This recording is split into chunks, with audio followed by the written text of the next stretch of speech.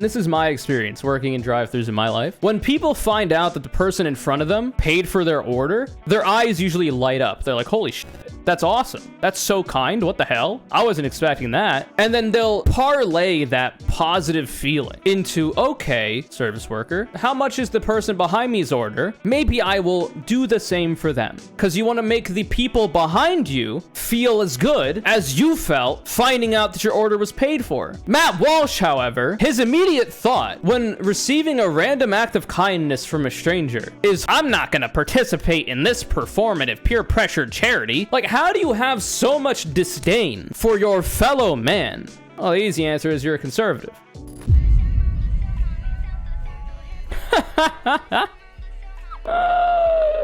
This is so dumb. POV. When you hate your fellow human beings to an unreasonable degree.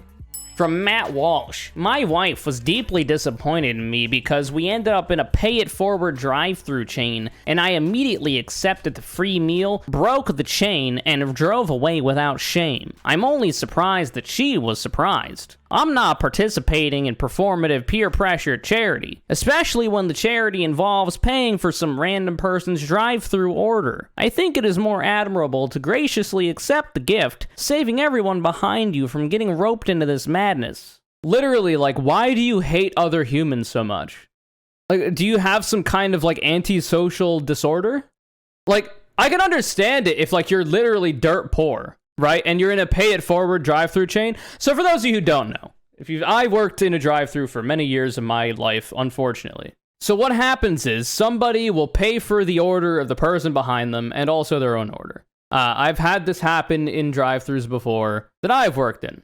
So generally speaking, when the next person rolls up, the drive-thru worker will be like, oh, the person in front of you paid for your order. That's all the customer service worker will say. So it is incumbent on the person who is next in line to be like, okay, am I going to take the free meal and run? Matt Walsh made that decision. Or am I going to pay for the person behind me? Normally people will be like, oh, well, that's very nice. Poggers, they'll actually say that too. And then they'll be like, okay, well, how much is the order for the person behind me? And they'll find out how much it is. And if it's around their original total, they'll pay for it. If it's even more, if they're nice, they'll pay for it. But I can understand if you don't have a lot of money being like, oh, I only got a latte, and the person behind me has like an entire family's worth of an order. I was prepared to pay for my $8 latte, but I'm poor as shit. So the family behind me that got $65 worth of food through the drive-thru, I'm just not going to pay for that. I think that's a fair assessment to make. Now, the difference here is that Matt Walsh works for the Daily Wire, which is a $1 million company, I think. They make a lot of money. He's doing fine. He has the money to pay it forward. So he's made the executive decision to be a bad person. The reason why? I don't know. I don't understand it. Like, he's tried to give a reason. And he's saying that it's peer-pressured charity. And it's performative. Not necessarily.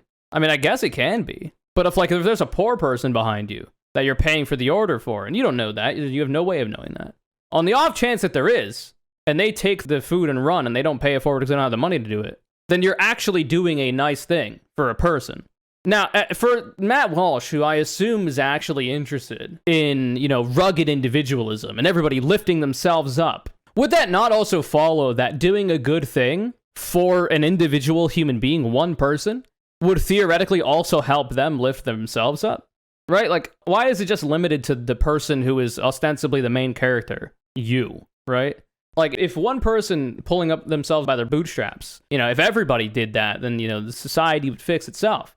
If that's your take, which, people like Matt Walsh actually believe, well, then helping these people pull themselves up by paying for a meal that they might not otherwise don't have the money to pay for, well, you might be able to help them lift themselves up by their bootstraps through a small gesture as Matt Walsh, a literal millionaire. I'm pretty sure. Maybe a 100,000-aire. I'm not sure. Right? So, even that small amount of charity would theoretically be helpful for a person.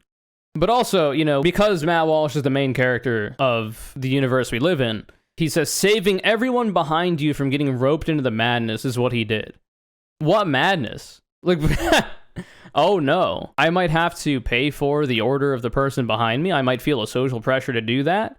So another thing that's interesting too is that usually, and this is my experience working in drive-thrus in my life, when people find out that the person in front of them paid for their order, their eyes usually light up. They're like, holy shit, that's awesome. That's so kind. What the hell? I wasn't expecting that. And then they'll parlay that positive feeling into, okay, service worker, how much is the person behind me's order? Maybe I will do the same for them. And there is like an implicit social pressure to do that. But you don't have to. But there is. Because you want to make the people behind you feel as good as you felt finding out that your order was paid for. Matt Walsh, however, because he's on the spectrum for antisocial behavior, doesn't think of it that way. Unknown and perhaps undiagnosed reasons. His immediate thought when receiving a random act of kindness from a stranger is, holy shit, I'm not going to participate in this performative peer-pressured charity, especially when the charity involves paying for some random person's drive-thru order. Like, how do you have so much disdain for your fellow man? Well, the easy answer is you're a conservative. But, like, how? How does this happen? I don't understand, man. Like, that's weird. Like, congratulations, you hate people. You hate humans. Good for you, man. I don't know why you're telling all of us this. Is this a cry for help? I don't actually know. Who does this even appeal to? I don't know.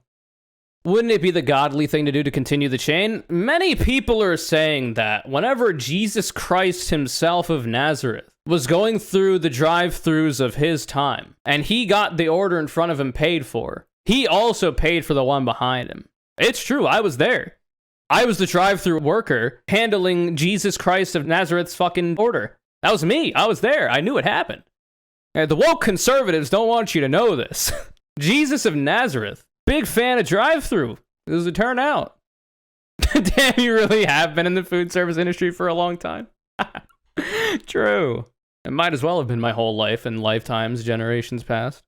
That's what it felt like. This is so incredibly antisocial. Yeah, it's weird. But yeah, no shit. Like, it's conservatives. Conservatives and far-right fascists are inherently antisocial. They hate everybody and themselves, usually.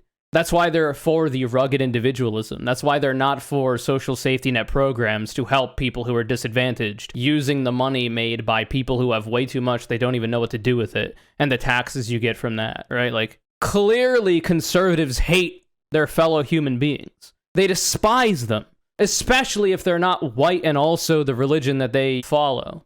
But I feel like we've been knowing this.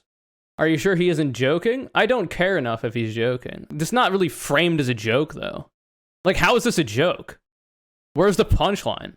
Especially when he went on to justify the previous tweet by saying it was performative peer pressure charity, especially when it involves paying for some random person's drive-thru order, and that he was saving everyone from getting roped into the madness. Like, this is not phrased as a joke. We know that conservatives don't know what comedy is. They've never seen it. Conservatives are, like, literally, like, fundamentally incapable of understanding the concept of comedy. It's possible that he's joking, but it doesn't look like it, I think, to most people. He might end up paying for a liberal's meal. Yeah, I guess that's probably it, huh? Artemy! Meow! What are you meowing for? Come here. Come here. Come here! Oh, I didn't realize my light was fucked that whole time. Kaboom! Da boy. Come here. Come to me. Artemy! I just realized this light was fucked. That doesn't really matter as much. Check it out, chat. What is this mystery box? The hell is that? Punch it and find out? I don't think I'm going to punch it. Oh. What the hell is that? Look. It's got little SM64 worlds in it. Made out of Lego. So here's Lethal Lesbian Land. With a moving fucking volcano. There's also the rolling log here that you can't really see. But it moves. There's the eye and all this shit. Over here is B.O.B. Bob-omb Battlefield. There's King Bob-omb, this big bitch. The floating island with the wing cap. Posable cannons, the chain chomp. Here's CCM. Cool mountain. Where'd you get the Lego set from? It was a gift, and they got it from the Lego store. There's penguinos on there. And also, this lifts up to reveal the slide in the CCM.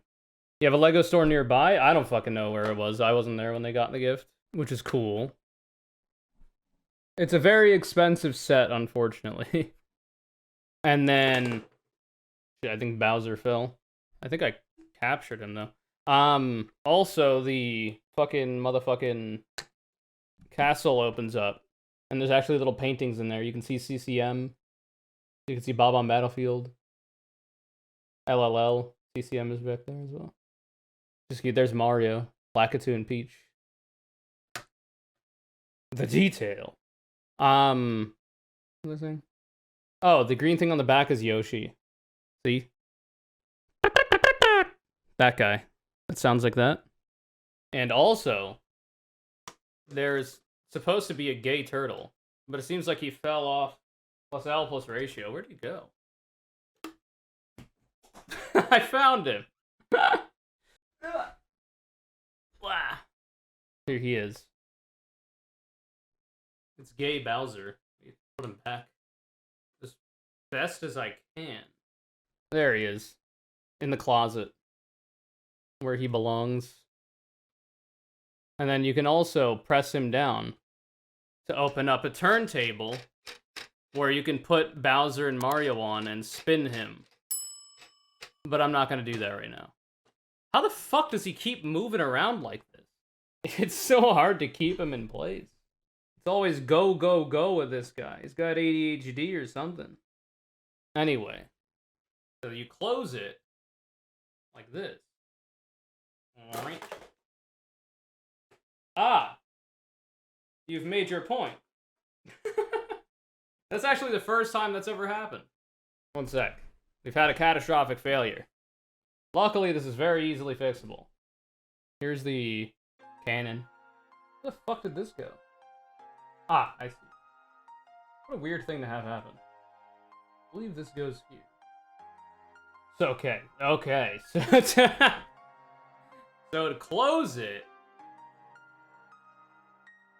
it slides back like this and close it. There you go.